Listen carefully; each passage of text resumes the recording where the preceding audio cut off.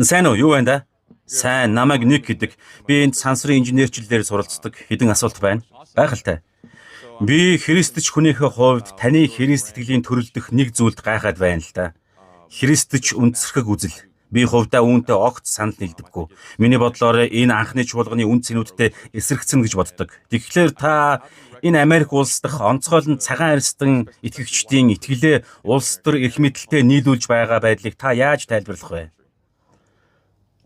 Олон зүйл байна л да. Би хизээч өөрийгөө христч үнсэх үзэлтэн гэж дүрсэлдэггүй. Би бол христчин бас үнсэх үзэлтэн. Би хизээч энэ хоёрыг яг наадах чинь бас үнсэх үзэлтэн. Бичээсийн хаан христч хүн Иремья 29:7 өөрсдийн хамаарах үндэснийхээ сайн сайхны төлөө залбир. Учир нь чиний сайн сайхан байдал ч үүнээс хамаарна гэсэн. Би цааш нь өргөжлүүлье. Даниэл үндэснийхээ төлөө Мацугарн залбирсан. Эстер Мордехайнаар үндэснийхээ төлөө хаанд зуучлсан. Нехемия, Иремья, Йосеф, Яаков гэх мэт. Би өргөжлүүлсээр байж чадна. Мосе, Аарон, Мосе бүр маш их улс төрч байсан учраас Торогийн нэг номыг бүхэлд нь яаж улс үндэснээ зохицуулах талаар зориулсан байдаг. Энэ бол дэдхүүл ном.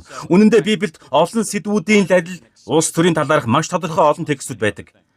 Наа текстүүдээ Христийн илчилтийн дагуу тайлбарлаж болох уу? Учир нь та сая дандаа л хуучин гэрээний хэсгүүдээс л иш татлаа. Нэг ч Паулын иш татал байсангүй.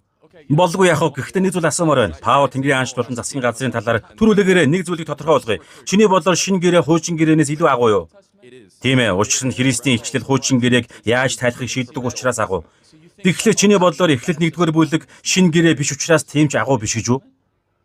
Хуучин гэрээ бол эрх зүйлийн хэлбэр сүүдэрнэ. Харин бид Христийн бүрэн илчлэлтийн үед амьдарч байна.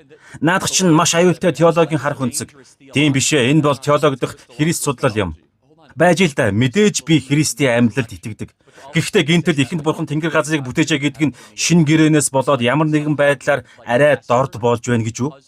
Христ хүртэл би хууль болон иш үзүүлэгчдийг хүчингү болгохоор ирээгүй, харин биелүүлэхээр ирсэн гэдэг. Тэр бас бүх хууль болон иш үзүүлэгчд нь хоёр заавар дээр л огтдог. Левит 19:18, Дэд хууль 6:5. Гэхдээ чиний асууснаар шинэ гэрээний жишээ гэвэл 1-р Тимот дээр тэднийг сайн шийдвэр гаргаж чадахын төлөө удирдах эрх мэдэлтнүүдийнхээ төлөө залбир гэдэг. Би өргөжлүүлье. Бидний эзэн Христ энэ хадан дээр би юуг босгоно гэлээ?